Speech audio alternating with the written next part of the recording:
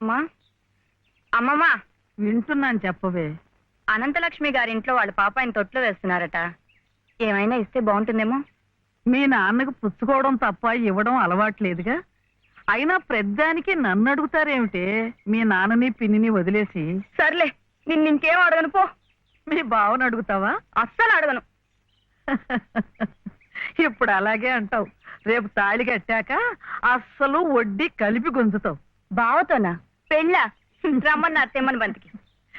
ఏమే వాడికి మహారాజు. అందుకే పట్టాభిషేకం చేసి గౌను మీద కూర్చోబెట్టాను. నేను వచ్చేదాకా ఉండమని.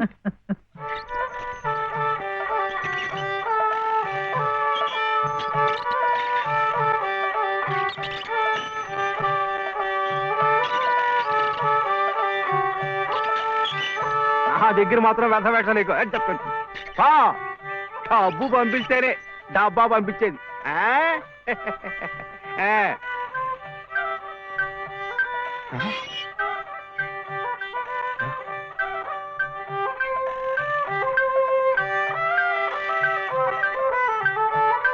అయ్యో అమ్మో,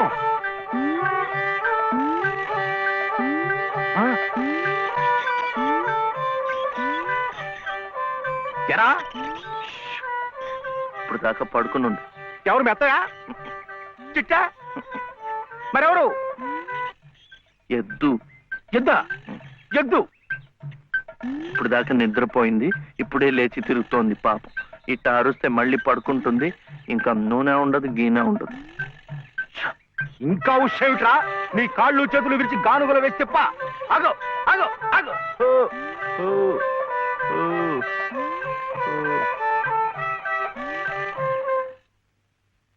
చెప్పానుగా పడుకుంటుందని. ఇప్పుడు కాడి మెడ మీద వేసుకుని నువ్వే తిరుగు. తిరుగుతాను. లే రే, ఆ నూనెంతా డబ్బాలో ఇస్తావు. ఎంత నూనె తగలడిపోయిందో. ఏమిట్రా? ఇది అమ్మకూడదు, మట్టిలో కలిసిపోయింది. ఒంటికి రాసుకుని తలంటుకో. అంటుకుంటా. కాంతం కాంతం, నువ్వు వెళ్ళి పత్రం పట్టరా. రౌతు కొద్ది గుర్రమని ఊరికే అన్నారటోయ్. బుర్రలేని వెధవ కూర్చున్నాడని తెలిసి అది వెనక్కి తిరిగి తెచ్చింది. ఇది అలవాటై రేపు నేను కూర్చున్నా వెనక్కి తిరిగి తెచ్చి నన్ను వెధవం చేస్తుంది. ఏమిటి నేను తెమ్మన్నానా? నా నెత్తిరేసి కొట్టు. పత్రం కాదు, పత్రం, స్టాంప్ పేపరు పట్ట.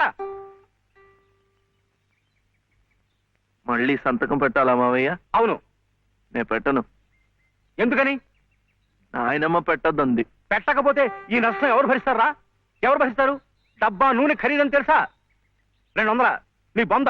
ఇది మీ నాన్న మీద జిడ్డావదం కాదు, ప్రశస్తమైన నువ్వుల నూనె. డబ్బా నూనె ఖరీదు 1000. 1000 రూపాయలు. 3 డబ్బాలకి 3000. ఇవో తీసుకో, పెట్టు.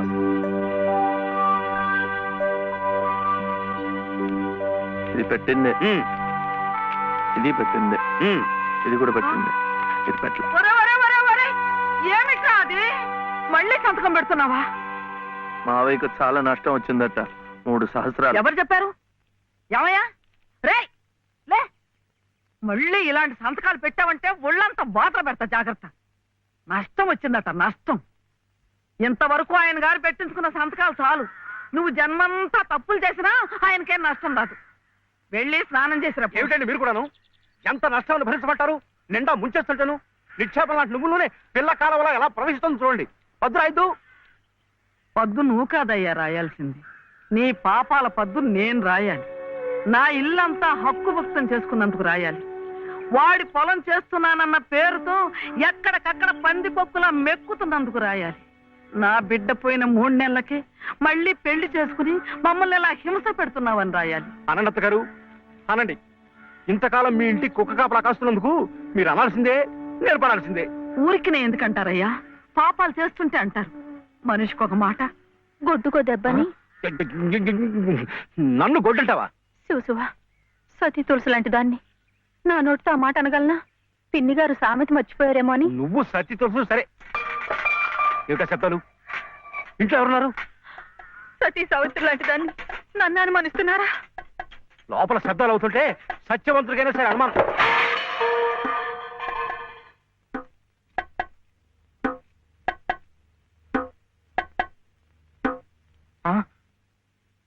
చూడు నాన్న, నీకు దిష్టి తగులుతుందని చాటుగా పలహారం పెడితే సీతమ్మ లాంటి దాన్ని నన్నే అనుమానిస్తున్నారు. రామచంద్రుడి కనుక అనుమానించానే, ఏం తప్ప? నువ్వు రామచంద్రుడు కాదయ్యా, రావణాచంద్రుడు. ఆ విషయం తెలియకే బంగారం లాంటి నా కూతురు గొంతు కోసేసినాను. అవకాశం దొరికింది కదా అని నా ఇంట్లో తిష్ట వేసి మేసేస్తూ మీరే నా గొంతు కోశారు. సిగ్గు లేకపోతే సరి. సిక్కులేదురా అమ్మ అన్నాడు. అవునన్నా, నేను ఇప్పుడే గోదాట్లో దూకుసేస్తా. నీతో పాటే నేను చచ్చిపోతానన్నా. రా తల్లి. అగో, ఇదే ఈతల పోటీలు అనుకున్నారే, ఒకళ్ళ వెనకాల ఒకళ్ళు దూకడానికి చావడానికి. మీరెవరు చావక్కర్లేదు, మీరు ఇక్కడే బతికి చావండి, నన్ను చంపండి.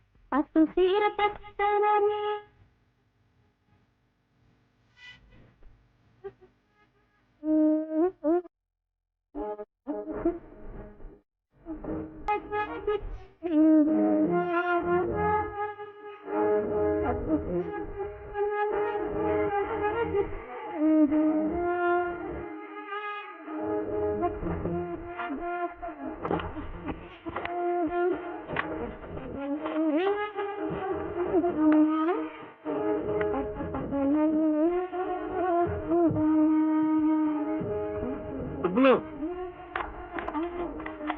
ఏ సుబ్బులు, ఏం శివయ్యా? అదేంటి పట్టపగల్లో చందమామ గురించి పాడుతున్నావు? అడుగో వచ్చాడుగా. ఎక్కడా? ఏడి? నువ్వే. ఏ కాదా? గుండ్రటి మొహం, చక్రాల్లాంటి కళ్ళు, ఎన్నెలల్లే నవ్వు. అయితే పాడుకో. ఏ శివయ్య, కాస్తిటొచ్చి ఈ ప్రద్దెళ్ళు అందడం లేదు. వీపు అందకుండా ఎందుకు పెట్టుకున్నావు? మీ ఆడాలతో ఎప్పుడు ఇదే గొడవ.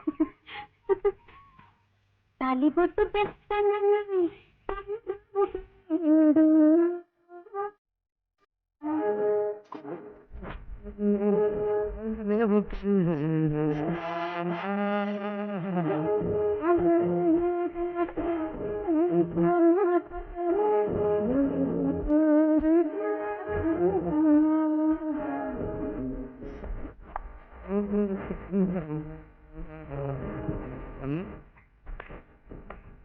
ఏమైంది? అవును, వెంకటస్వామి తాళిబొట్టు తీసుకురాగానే నీకు పెళ్లి అయిపోతుంది అన్నమాట. ఎట్టా అవుద్దయ్యా, నాకంటే పెద్దాడివి, నీకే కంది. నన్ను చేసుకోనందిగా, ఇంకెట్ట అవుతుంది? ఎవరంది? మా మావయ్య కూతురు చిట్టి. బంగారు కొండవి, నిన్న అంది. ఎందుకంది?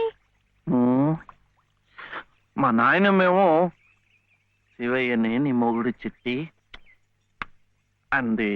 చిట్టేమో నేను నీ పెళ్ళానా బావా అని నన్ను అడిగింది. నాకేం తెలుసు, నానమ్మ అడుగు అన్నాను.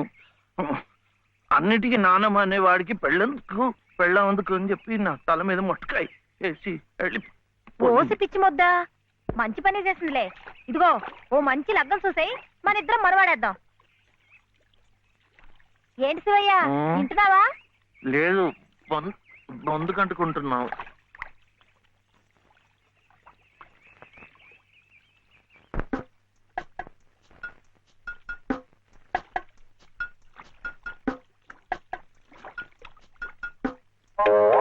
ఏం శివయ్య, పెళ్ళనగానే చేతికేదో కరెంట్ వచ్చినట్టుగా ఉంది. అంటే కర్మ, మను అయితే మన ప్రేమ పట్టపగ్గాలు ఉండవు. ఊరి సచ్చినోడా నువ్వా? ఎల్లెలా ఏటే సుబ్బులు, చెయ్యి మారగానే సాకు తగిలిందటే చుట్టుకున్నట్టుకున్నావు. పట్టేవాళ్ళ బుద్ధేంటో ఆ చెయ్యి వాటంలోనే తెలిసిపోద్ది. అమ్మో!